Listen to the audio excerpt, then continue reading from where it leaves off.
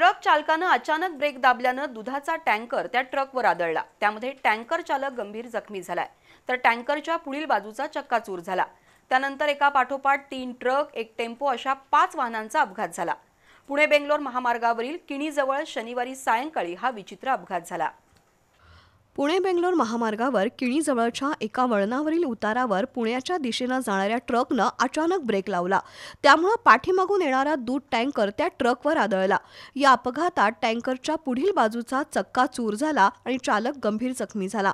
शिवाय टँकर चालक चेपलेल्या केबिनमध्ये अडकून पडला होता। अपघातस्थळी जमा झालेल्या नागरिकांनी शर्थीचे प्रयत्न करून त्याला बाहेर काढलं आणि खासगी दवाखान्यात दाखल केलं। दरम्यान एका पाठोपाठ एक 3 ट्रक आणि एक टेम्पो एकमेकांवर आदळले आणि 5 वाहनांच्या अपघातामुळे महामार्गावर मोठी वाहतूक कोंडी निर्माण झाली।